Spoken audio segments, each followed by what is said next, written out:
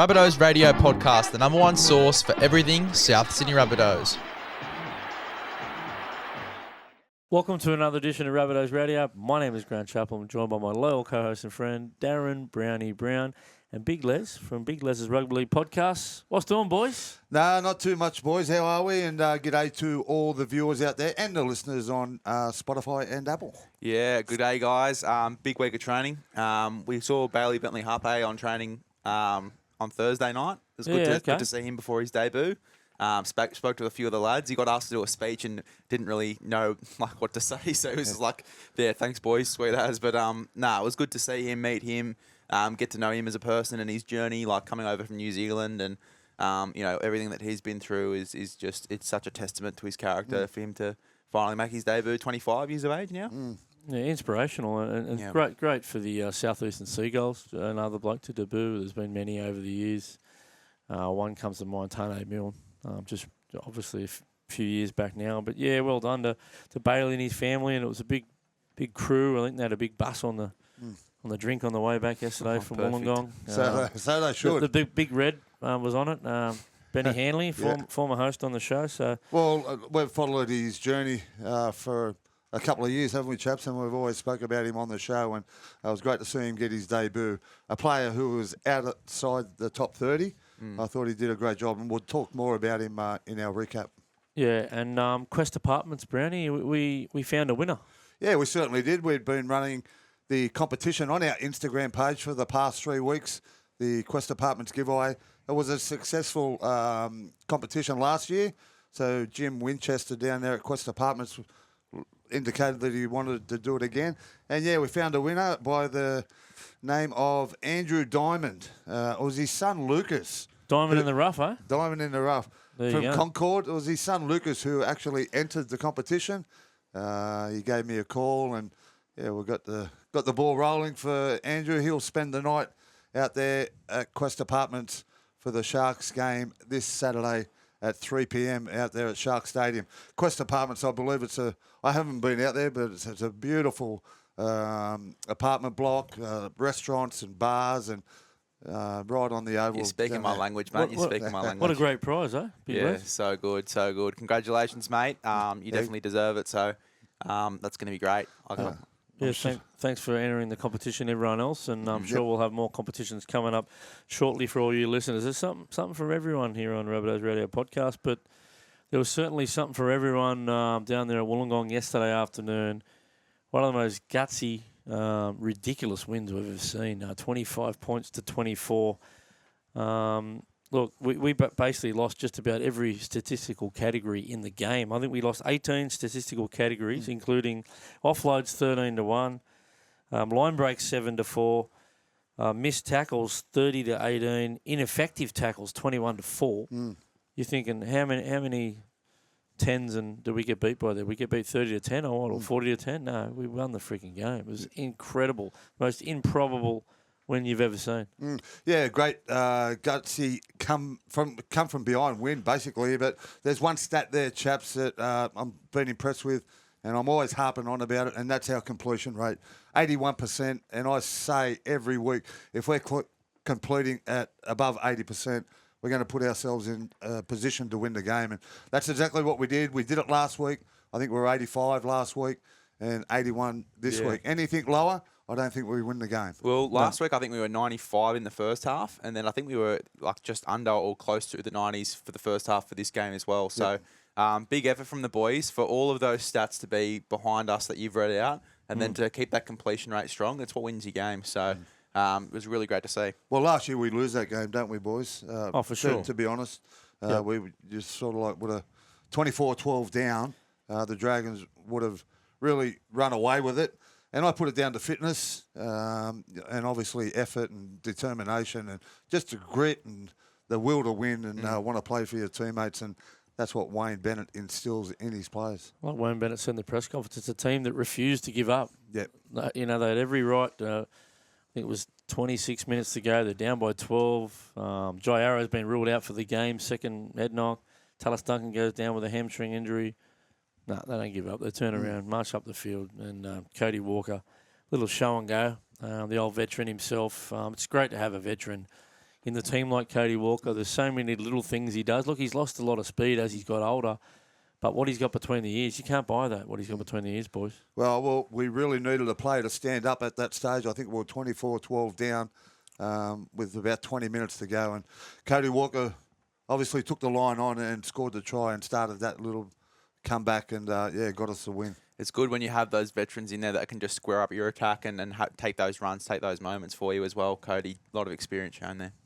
Yeah, look, he's been a little bit maligned last season, but this season I think he's our best front rower in the club at the moment. Sean Kepi, just an outstanding performance. Played 64 minutes. He's playing long minutes, including in the 2 trials. I think he played the most minutes out of all the front rowers. 14 runs, $144, 48 post-contact metres, 40 tackles and 3 missed tackles, and some of those tackles were just bone rattlers too. Yeah, outstanding game. I thought it was the best game that he's played for the club and just so effective, especially at the back end of the game when everyone started to get tired. It was like he was getting stronger and stronger, wasn't it? His one-on-one tackles were unbelievable for a big front rower. His carries were really strong and got us on to go forward, especially, like I said, the back end of the game. And especially, you talk about the back end of the game when everyone's gassed, you're fighting through those minutes. For him to make that tackle on the outside shoulder for Clint Gutherson when he was about to run the field, that was insane. Standing in an edge back row spot, Gutho gets the ball. He looks like he's about to break through the line, and Kepi just goes, nah. Outside shoulder tackle, drags him down. So good. He was outstanding in that game. Now do you get my theory about big bodies? Well, listen, mate, I'm starting to get more and more convinced as the week goes on. But Kepi was very good, and you know what? We were very critical about him during the off season. He was one guy that we didn't really bring up in a positive note. We were talking about guys that were impressing in the preseason, guys that you had seen at training, and Davey Moali was a guy that came up. Lockie Hubner was a guy that came up. But we never talked about Kept the Wep, and he's shown that he is a guy that's worth talking about because his past 2 performances, big minutes, and he's really killed it. Especially the conditions as well. It was very, very hot down there. There was even talk that they were going to call the New South Wales Cup game off because of the heat. And for a big front rower to, perform like that in them conditions was absolutely outstanding. Great game. And that try as well, scoring a crucial try at the back end of that game to give us an opportunity to square it up. He was just about in everything. There was effort on effort in, and just his work from marker as well to try and get a shot on blokes who are doing 1-out hit-ups off the ruck. His tackle on, I think it was Damien Cook late in the game. He had to swallow him up a few times. Yep. There was some very and he really handled that Jaden Sewer pretty well too. He really whacked him. I don't know if it's going to come under any scrutiny, but he whacked him across the chops there and it was hitting late in the game. And he gave him a little mouthful too. His defence was hit and stick, wasn't it? He wasn't dropping off tackles, and like you just indicated, Chaps, he made 40 tackles with only 3 misses. So, yeah, outstanding game. There was a tackle late in the a hit up late in the game. It didn't result in anything, but he had about an 18, 20 metre hit up in behind the ruck, if you remember, off some quick play of the ball. Then we did a shift to the right. I think it was looked pretty clean, but I think stretching up front a forward pass to Fletcher Myers. It was really promising. Set of 6 off our line. It was anyway. It didn't result in anything there, but well done, Sean Kepi. Keep up the good work there, big fella, and another bloke who's at his best game in the South colours. And plenty of people have been questioning him. And I think if you go back to the pre-season, we asked on this show who's going to have the most minutes at hooker position. I think I picked Peter Mamazoulis, and at the moment, 2 games in, it's raining true. He had 80. Good, he had 80 minutes again. Yeah, exactly. He had 80 minutes again. He had 8 runs for 50 metres, 38 tackles, a try assist. Last week he only had 2 runs for 12 metres. So if you want to ask for improvement off players, you don't get much more improvement than that week to week. Yeah, well, in my notes, Chaps, I said the same thing. Best game for the club to date. And what I liked about his performance yesterday was his running game. Yeah. The week before, I think he run the ball once or twice, very late in the game.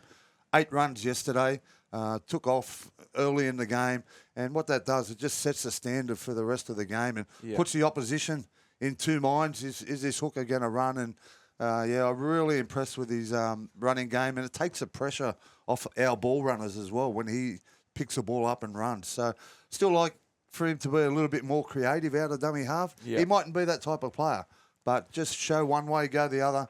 just takes pressure off our ball runners. 100%. And, we missed that, obviously, with Cookie going to the Dragons as well. And he comes in, he implements that running game. The more and more of that we see, the Bunnies are just going to hop off the back of that second phase. It's going to be so good. So, yeah, Pistol Pete, huge game for him. His service as well was really nice too. Yeah. I thought he was crafty at times during the game. Now, if I'm a scout going down, if that was a schoolboys game we watched yesterday, I'm scouting Peter Mamazoulis at the hooker position. Someone sent me down to get a hooker. He outplayed Damien Cook and Little in the other team. So that's all you have to do is outplay the bloke in front of you and keep turning up every week. And Pete, obviously scoring a try. I think it was the only line break we had in the first 60 minutes was Pete from one out. Just jumped up and he fooled, I think it was Gutho there, the veteran King Gutho. And a nice no-look pass. And if you have a look at the try that Kepi scored, that was set up probably 3 plays before. Yep. He pointed to that spot. Kepi had a tackle. I think we got a ruck penalty. Then they went one back to the left to Davey. And all he did was give him a look, looked at the spot again, and then just did he was looking out the back. If you look at his eyes, he was looking out the back. It was very deceptive. Yeah. I thought he was outstanding, Peter Mamazoulis, on the day. Well, a couple of minutes before that, Chaps, he nearly scored again himself. He just got dragged out short of the line. But, like you said, a nice no-look pass out. He was shaping out the back, and Kepi hit Kepi flat and sealed the game there. Basically, that tied it up at 24-all. Yeah, so good, Pete. Real good service, very crafty. And as I said, just keeping up that running game as you were speaking about before, like he's just going to be so good for us, especially if he's playing those big minutes. But it will be interesting to see, if he does continue to play the full 80, if they do get a 14 to accommodate, or if Bud Sullivan hops onto 9. I'll tell you what, Bud Sullivan, he hopped onto 14 through the middle. He was great. Yeah, I thought he was dangerous. Played sort of second row, second row, didn't he? Look, again, at one stage of the game, I'm thinking, are they going to get him on just to try and create something? But that's 2 games in a row he hasn't played hooker. He's just come on and played a fill-in outside back role or in the forwards there. Like there was a run, I think Cody Walker turned him underneath. He had a 20-metre hit up. He nearly broke through. I think I was talking to Brownie yesterday. Him and Joy Gray looked the most threatening in that last 30 minutes to possibly break the game open. A lot of the foot speed, he holds the ball in 2 hands. Mate, he's a very, very intelligent football, very tough. He contributed to that win. Don't worry about that. Well, they're the most 2 dangerous players that we've got, especially like you just said, Chaps. They're very light on their feet and they've got speed and they can get between players. And they looked the most dangerous that were going to get us out of trouble and outstanding. So just a question before we move off him. Bud Sullivan, Parramatta have come out and declared... sorry, not Parramatta. West Tigers have come out and declared that if he was to get an early release, that they'd pay $300K of his contract to go to another club. Are you re-signing Bud Sullivan? I would. Yeah, I would. I want to see a little bit more from him in positions he likes to play. I mean, in a rugby league season, anything can happen. He's going to get a run in the halves at some stage. I think that's pretty obvious. He's going to get a run at hooker, whether it's off the bench or not. From what I've seen, I'm pretty happy with the acquisition. But again, he's got so much more to give. We've only scratched the surface with what this kid can do. Not only toughness-wise, football knowledge, a little bit of speed there. He's got a bit of guile, this kid. Look, we've got a bit of depth in the halves, and we'll chat about Louis Dodd a bit later on. Well, the first 2 games last week and this week, they really haven't gone Bud Sullivan's way to get him into the game, have they? We've had so many injuries in them games and positions in our outside backs, and we just couldn't get him into the game where the positions where he wants to play. And unfortunately, but he did a great job last week and this week. And like you said, Chaps, he was real dangerous at the back end of the game. Yeah, he was, and it was up against his old team, so it was one of his old teams anyway. He was happy to get one up over them bastards. So anyway, that's the way it goes. Look, talked about debut, Bailey Bentley Harpo, great story there. You've touched on that, but I thought he was pretty effective in the crossfield kick. They really targeted him. They were waiting for him to come up with an error, and sometimes he had a bit of traffic around him, and he come up and caught some balls, landed on his back. It was a pretty brave performance for a young bloke. In his first year, I think he's only been full-time for a couple of weeks training with the squad. So, look, Wayne didn't even know too much about him. That's how much of a rookie he was. But, look, he came up with some nice carries late in the game as well. He looks a little bit light on, but, used a bit of footwork to get between defenders, and I thought he was good. Well, not being a top 30 player, Chaps, he probably hasn't got the strength of all the other players have got, training 24/7. He's out, working his job and Just has to train in the afternoons. But, yeah, I was with you. I thought he was outstanding. Didn't put a foot wrong, basically. Got caught out in defence a couple of times, but that was to be expected. The Dragons aimed a lot of traffic down his side, but the high ball, faultless. I don't think he dropped one. There was one late in the game where he probably could have caught it and nearly scored. There was a little bit of a contest for it, and he knocked it forward, but outstanding. And when Jai Gray took the ball back, he was always there for a first carry after it. So, yeah, really good debut. And a little bit unfortunate. Jack's going to come back this week, and he'll probably get shifted back to New South Wales Cup, but did himself and his family proud. Yeah, well, look, I think he's a real slick mover. Like, he'd be a great fullback in first grade if you needed one. You know, if it was disaster scenes, knock on wood, it's not. But, you know, if Jai Gray and Latrell weren't available, he'd be a good little stand-in fullback. Moves very, very well. He's got real good hands too. Yeah, soft hands. Yeah, I like him. From what I saw from him, I thought he handled himself okay. BBH. That's it, mate. If he had longer arms, he might have caught Tassie's around the corner pass to hit the referee in the side of the head. That was a funny little moment in the game. Yeah, well done to Bailey Bentley Harpo. 13 carries, 91 metres. Yeah, we'll take that any day of the week. Well done. Look, and obviously, you're looking at a bloke like. Let's have a look at a bloke like how cool this Jamie Humphreys is. Look, he wasn't perfect on the day, and no one in our team was. It was, as I said, it was an imperfect win in the end of the day. But Jamie Humphreys, look, he probably had a 7 out of 10 kicking again. Like how often does he kick it from our own 40 and land it inside the 10 on the full? Like a couple of times I thought he might have overcooked it, but he landed 3 or 4 metres out from the line. Gutho's got to bring it back. His kick chase is outstanding. He carries the ball every now and again when you need someone to do a hit up. He played edge back row in defence for a little bit. He swapped there with Bud Sullivan on a few occasions. Look, I thought he was unlucky with the out-in ball. I think it was just after half-time, wasn't it? There wasn't much in it. Back to Jai Gray. I think it was panic stages there because you've seen Cody Walker looming up on the inside, and that could have been a possible try. But Jamie Humphreys takes another step yet again, boys. Yeah, he was great. Kicking game-wise, exceptional. That's probably the only thing that I want to see from him that I haven't seen yet is just him getting deep into the line, you know, really attracting defenders and maybe taking a few more carries because he's just such a strong guy, really good in contact. I just want to see him just get deep into the line and try and break the line himself sometimes. And but other than that, like you talked about his kicking game. He's probably got one of the better boots in the comp at the moment. He's so slick with how he hits it. It's always pinpoint. And then, you spoke about his kick chase, like solid defender as well. I don't know what it is, but all them left footers, they just seem to hit the ball sweetly every time. And once again, kick for long metres. And like you said, boys, you got us out of trouble many, many times.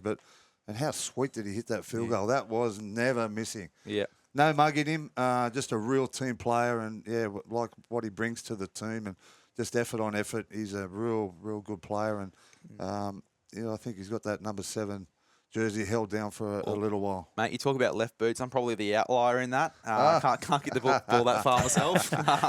But Humphreys, outstanding, wasn't he? You're not goal kicking from South Oh, listen, I'm a 0 for 1 record for Wombats at the moment. I think I may as well just for them keep it that way. I don't want to lose us a game from you got to get one. Get one and get up to 50%. Yeah. Mate. Get one from in front. Maybe if I have a good game, I'll get one from in front. I kicked a couple of goals here in Australia. Then when I was a toe poker. Yeah. So when I went over to the UK, I couldn't be a toe poker over there, so I had to go around the corner. Yeah. I missed one from in front. I think we looked up your stats there and over there. I was only about 33% goal kicking. Yeah, no, it was a bit higher than that, but look again. Talk about goal kicking. Jamie Humphreys didn't miss a goal. Yeah. We the opposition scored more tries than we did. Pretty rare. Well, normally it's the other way around. So, how good is it to beat a team just purely on goal kicking? And that field goal, pretty nonchalant. It went above the uprights. That's how high it went. And he turned around. He knew straight away. His celebration like this. Yeah. Yeah, whatever. Just walked off. Yeah. His teammates are more happy than he was. Yeah. And he just went back down, got on with it. This is a bloke with rugby league blood in his veins. It goes right back to his grandfather, who was outstanding in the 50s, Kevin Humphreys, ran the league. His old man was a more than handy player too for the Tigers. That was tough, eh? Geez, we're lucky to have this bloke. And people want to criticise the club. I said it last week about recruitment, who we don't have, blah, blah, blah. We'll have a look who we do have. Yeah, if you watch a press conference with Cody Walker, the ball was supposed to go to Cody Walker, and he wasn't even thinking about a field goal. He admitted that in the press conference, didn't he? It went over his head anyway. Yeah, Cody dropped it. I think maybe Liver picked it up and shot it straight to Humphreys. He just went bang. And I think Cody asked Humphreys whether he was thinking about the field goal, and he said, "Yeah, of course I was." Yeah. So that's just. Well, you and Jaden were thinking about it at home, weren't you? I was screaming for it. That has to be the most nonchalant field goal I've ever seen in my life. It just goes bang and then just walks off. That's sweet, mad. Got it. He's a freak. Yeah. Talk about recruitment and talent ID. Well, I think it was late 2022. We picked up a bloke called Jai Gray, where a lot of people overlooked him up there at Southport. I think he was at Southport Tigers or Southport Sharks, whatever they are up there. And obviously people overlooked him for a number of reasons. One of them would be height, I'd say. But if you go through everything else, he ticks the boxes in everything you want. Speed, he's tenacious. He's tough as they come, brave as they come. That was an incredible performance by this bloke, and Unbelievable. I don't think it's a stretch to say he's the form fullback of the competition. Yep. He's doing stuff that Dylan Edwards has been doing for the last 5 or 6 years. Yep. Let's just run through some of the things that this bloke did. 29 runs in a game. That's Paul Gallen stuff. Yeah. No one runs for 29 games. That's ridiculous. He's doing hit-ups off his own line. He was doing hit-ups on tackles. I think he done a hit-up on every single tackle in the count. Yeah. The first sets of six we had, he did a hit-up on tackle 5. He was just absolutely everywhere. He had 313 run meters in the end, 4 tackle breaks. It's the first time since round 12, 2020, anyone's run for 300 metres at South. It was Alex Johnson. And he had 17 runs because 2 of them were 90-metre intercepts. Yeah. He only had 28 post-contact metres there, AJ. Well, Jai Gray was up near 100, the little fella. The bloke's a freak. We called his first ever trial there. It was at Heffron Park at Marsland Fields. He carved them up. He had about 4 or 5 try assists, scored a few himself, and I think the coaching staff with John Sutton regretted not pulling him off because he scored. He had a hamstring about 20 out. Yeah. Scored 1 leg. Oh, Limped over from 20 out and still scored. So Just he's just so busy. He's just in everything. I mean, he'll make a tackle on one side. He gets out of the ruck and then sprints back to the fullback position in case they cover on the other side. But just plays with energy and just what a player. And Wayne Bennett's got some. He's going to have a headache in 8 weeks' time when Latrell comes back because we've said it week in, week out. You just got to find a spot for this bloke in the team. And look, does he do that in any other position but fullback with them stats? Probably not. So where do you play him? Do you put him on the wing and just rotate him with Latrell? Yeah, He's a bit too small for wing. Well, he'd do a job there. The rotations, it gets a little bit difficult the way the game is played. It's so fast. You know, when am I going to go back? When are we going to swap? It's either one position or the other, I think. Yeah, okay. Yeah, I think it was Adam McDougall. Going back to that record, Adam McDougall was the first player to go over 300 metres in the NRL era for South, but it was in overtime against the Tigers. I think Alex Johnson was the first one to do it in 80 minutes, and Jai Gray's the second one to ever do it from a South Sydney player. Outstanding. In that game, we'll go back to that game. We won 32-24. It was round 12, 220, and Aitken and Dufty put on a clinic, carved us up. Aitken's going to be hopefully putting on the red and green jersey in a few weeks, and the final try of the match, Ravalawa, and I'm pretty sure you'll see him. His signing announced on Monday morning. Well, don't be surprised if there's a couple of other signings as well, chaps, in the next couple of weeks. But yeah, that's the good thing about this performance on the weekend was got so many players, key players, to come back. Yep. Just keep ticking away, just keep getting them wins, and 2 from 2, you can't do anymore. Yeah, 100%. So good. And back to Jai Gray, I think he's probably changed the perception now around those smaller players as well. Like, for him to do at his size, there's all these chat about Ryan Pappenhausen and how he'll probably never play Origin because he's too small. These sort of guys, he's probably changed the perception there around some of these smaller dudes where you've just got to find a spot for them in your squad and give them that opportunity. What about his tackle on the winger? Oh, when yeah. the winger burst through. Tuapolotu. He's What's the tries over? He's an ear goose, that Tuapolotu. Oh. That completely backfired on him. Anyway, Money. he's gone through, and Jai Gray, like Wayne said, he's missed three or four out. Blokes couldn't tackle him, and then Jai Gray just wailed him at the back. And then Tuapolotu, where he had that try where Jai Arrow missed him, I think, 1-on-1, and then he carried on there, and he carried on again in his next try. I just noticed Cody go over him and give him a mouthful in his ear. Yeah. And then late in the game, when the referee called time off with 3 seconds to go, Cody's looking straight over at him, laughing at him. So a little bit of revenge here from our captain there, Cody Walker, on Tuapolotu. I doubt he's going to be in the team next week. I know he was good, but he almost cost them the win, I think, the way he carried on. They got 3 or 4 wingers knocking on the door, ready to go. Oh, I'm sure Flanagan be disappointed with a fair few of his players, and he might make some changes. Yep, 100%. Yeah, for sure, boys. We spoke about Jai Arrow going off. Wayne Bennett sort of gave an update in the press conference. He said he might be okay next week because it was. I think the first one wasn't concussion. He cleared that. Yeah, that was hitting the ribs, wasn't it? Yeah. I don't know why they took him off there, and then he sort of got a bit of a bump late in the game, and that's just the rule. They don't bring you back on if you go off twice. Yeah, that's right. And Tallis Duncan got hit like low, and I think he'd done his hamstring in the tackle. He'd coughed the ball up, and then he made the next tackle with the busted hamstring. You seen him hold the hamstring really high up near the glute, and then he worked from marker with one leg and grabbed the guy around the collar, flipped him to the ground. He did. And you knew he was gone then. And the Dragons, one of the Dragons blokes was, I was telling Liz on the way, one of the Dragons players was pointing to him so they could go at him. Kyle Flanagan just gets it and runs himself. And then, luckily, he knocked it on or whatever. They went to the video ref to check on it. Well, South's got time to replace him. That was pretty ordinary football by Kyle Flanagan. They said it in the commentary that they could definitely see that they were going to target him because he went out to the wing, didn't he? Ready to be replaced. But you can't make a replacement when the opposition's got the ball. So you had to wait till we had the ball. And, like you just said, Chaps, that sequence of plays. Or a stoppage in play. Yeah, it helped us immensely. But you're 3-2-1, boys. Yeah, you want to kick it off, Les? Go for it, mate.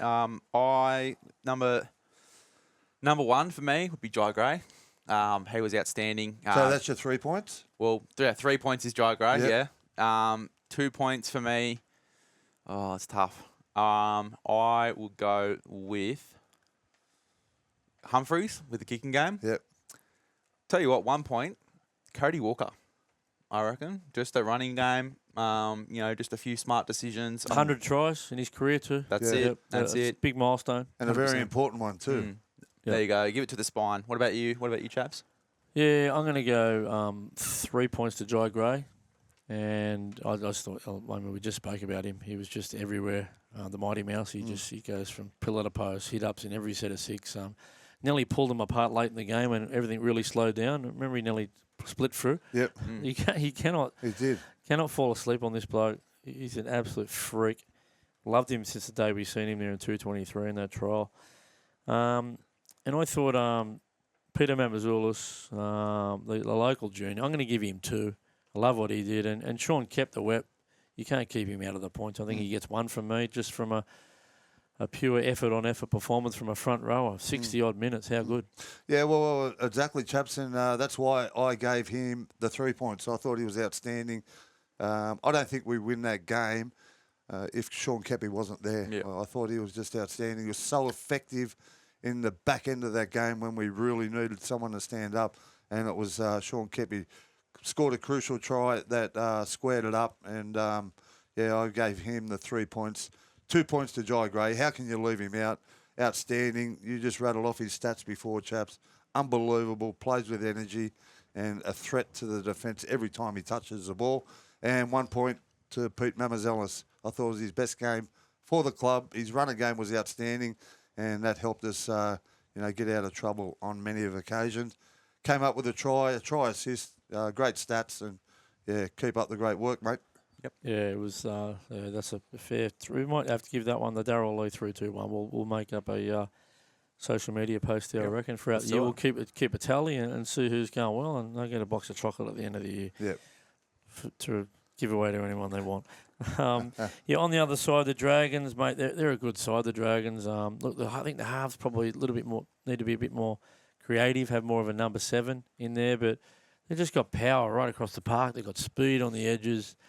They've got some experience there with guys like Damien Cook and Gutho and Valentine Holmes, and there's just something just quite lacking there a little bit. They like Les said on the way over here, like Ben Hunt in that side, geez, they'd be dangerous, wouldn't they?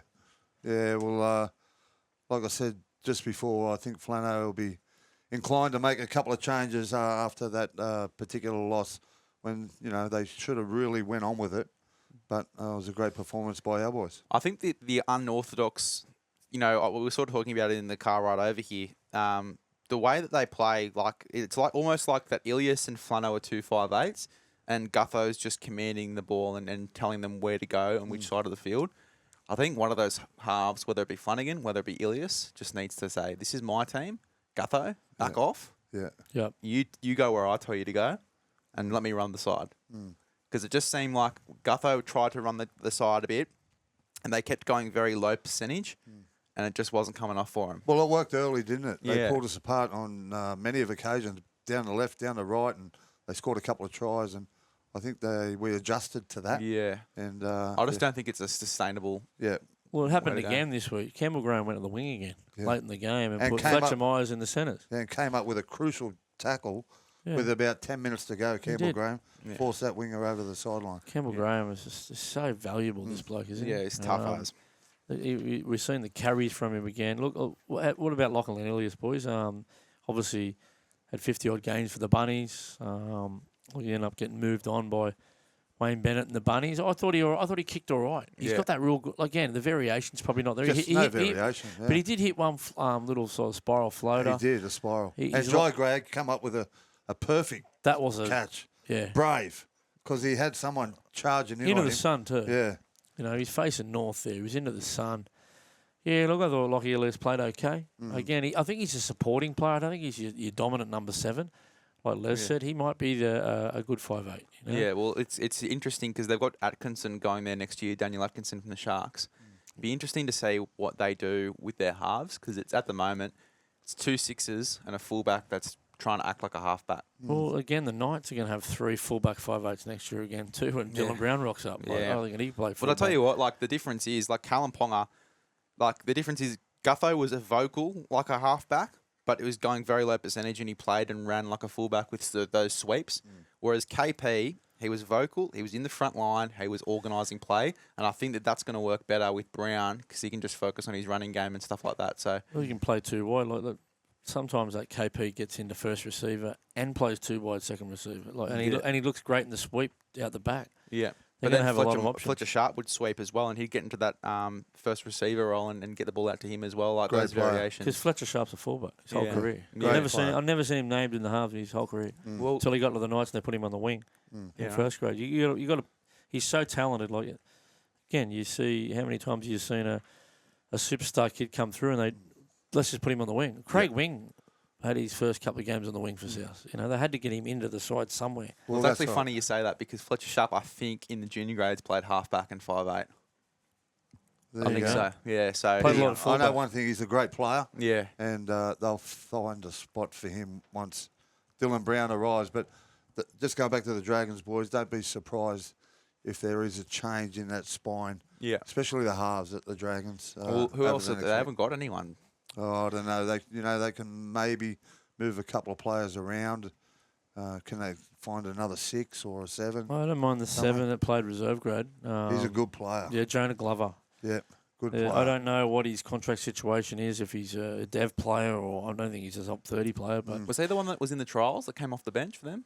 And he put that bomb up and then caught it and ran himself? He definitely played in the Charity Shield. Yeah, he's a very talented young man. They got talent right through. And now we'll go to the New South Wales Cup, which was played before it. 12:40 there on KO. A lot of people didn't know it was on KO. I think even Nick Fletcher, his young bloke, was playing. He didn't realise it was on KO. Oh, really? Didn't advertise it really well, did they? But I suppose that comes back to Rabbitohs Radio. Maybe we should have advertised it. There you go. But KO, jump on board. Look, it was a bit of a story of a couple of. I think all eyes were on Lewis Dodd. Early, he looked really shaky.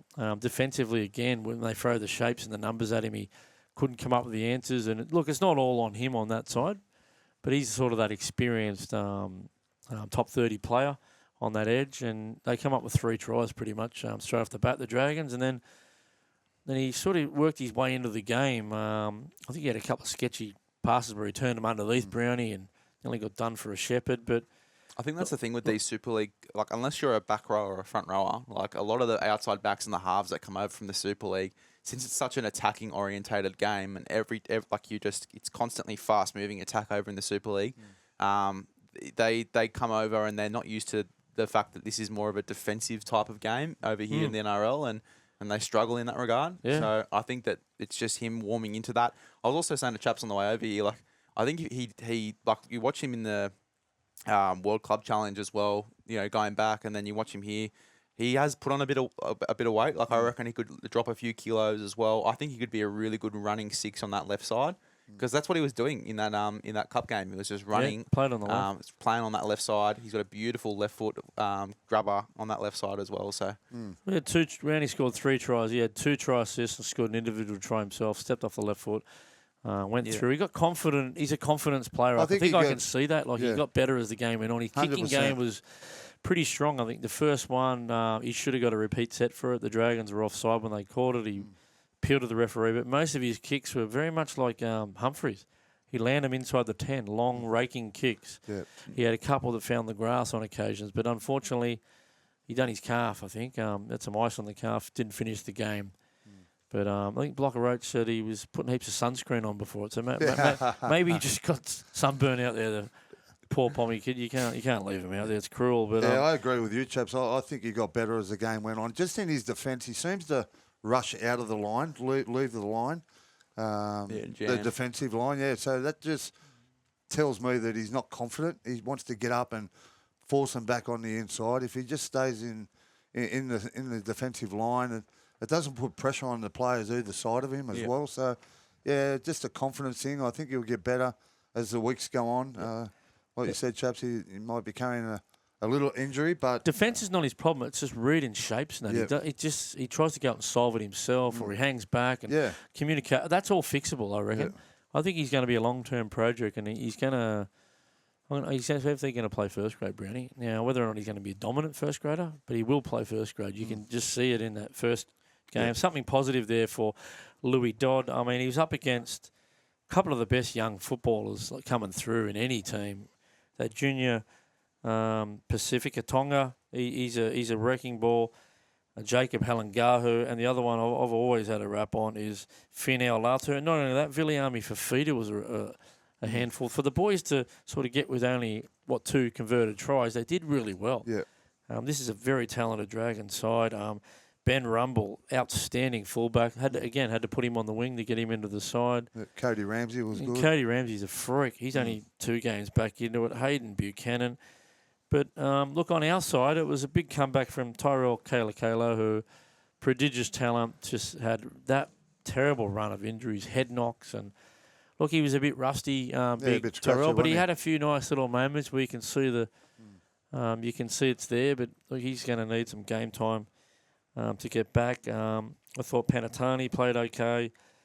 And the 2 front rowers impressed me, Brownie. Tayson Whakaosi, I don't know how he's going to go with the judiciary. He really whacked someone in that game across the chops. He's a monster, that bloke. Yeah, he certainly is. He's got plenty of size about. And that's a good thing about the cup side. They've got a bit of size in the middle and some nice edges with Tommy Fletcher and who played the other edge? Jacob Host. Yeah, Hasty was okay, but I thought Thomas Fletcher, he again, took another step. He's just such a worker. Played the full game, 80 minutes.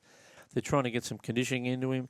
You're going to see his running game come on. I don't think he did many opportunities in week 1. He topped the tackle count with 49. Yeah. This week it was more about him carrying the football a little bit more. And, I think he's going to keep working his way into this New South Wales Cup team. And you might see him dominate a few games in the next 5 or 6 weeks, I reckon. He's, so if Tallis is going to be out with that hamstring, is he a shot to come in, Tommy Fletcher? I'd say it would be Liam LeBlanc. He has not played 1 minute since the Charity Shield. He's been the 18th man 2 weeks in a row. So they've got to get him some game time. I think that opens up the door to give him a run in first grade, I reckon. Probably Jacob Host will come contention as well, Yeah, yeah. especially the experience that he's got. Played over 100 first-grade games, I think, Jacob Host. So And just he's the got a fact lot that of Tallis is experience. playing in the middle most of the time, I think Liam LeBlanc's more of a middle, whereas Hosty generally is an edge man, edge isn't player, he? Yeah. He looks like he's still got a bit of work to do there, Hosty, as well. I reckon he'll get a few more games in the Reggies. Any more standouts there? Daniel O'Donnell looks like a player. Sammy Tovai, he played good in his second spell, didn't he, Brownie? Yeah, he certainly did. And a local junior that came through the pathway system and got his opportunity. He's really taken it with two hands. Two toes, you called him, Chaps, in one of the calls. So, it's good to see him going well. He goes good, yeah. And then the Flegg was From on the Alexandria Rovers Club, just give you a mention, guys. Yep, the Rovers, yep. Reigning premiers. Don't fire up here. Yeah. And Collegiate Sporting Complex Wollongong had the jersey Flegg on, so it was at a different venue. And the boys were a little bit outclassed early, but just kept fighting again like that first grade team. They fought to the death there, and it was 22-18. They made a bit of a fist of it there in the second half, Brownie. Yeah, I didn't really get to watch too much of that game, Chaps, but I did see the Dragons were really dominant early on, and I was really surprised when I seen the score 22-18. So they must have hung in there, like you just indicated, hung in there like the first grade did, and really put himself back into the game. Yeah, and Paolo Tausala, he's a big man, number 17. He came on. He's the biggest bloke in that whole system there for the Flegg. He's a giant. Still looks like he's got to get some kilometres in the legs. Nicholas Quinn, the captain, he wasn't too bad, the 5'8", dropped back to cup to Flegg and was probably one of our better players. And Billy Sprague at the back, he's always a handful. Oh, Billy, that might be about it for the wrap-up. There was no pathways at all. Junior pathways had a week off. I still don't know what it was all about, but whether it's just halfway into the competition, they've sort of got past round 5. Everyone has a little reset. You can go and have a weekend away with your family or whatever. Some of the there are all these coaches and there's a lot of volunteers in these grades. All the trials got called off for today. My brother was supposed to play for Southeastern, so they called that off because of the heat as well. Yeah. I'm not sure maybe that's a bit of it as well. No, this was scheduled to not play last year. I know the weathermen are pretty good, but they're not that good. That might be about it. Boys, you got anything else to add to what we've seen over the weekend? Not really, just next week, Sharks out there at Shark Stadium. It's a very important game. They were convincing winners yesterday against the Cowboys, so it's going to be a tough encounter. It's always hard to go out there to the Shire and bring back the 2 points, but look, we're playing with a bit of confidence now, and hopefully we can get the job done. 30th of March, guys, I think it is. My first trial for Southeastern. Well, where at? It's stuck in. I'm pretty sure Pioneer, yeah. Well, we'll get a crowd down there. Are we live streaming that, Brownie? Yeah, we'll have to. Get down there.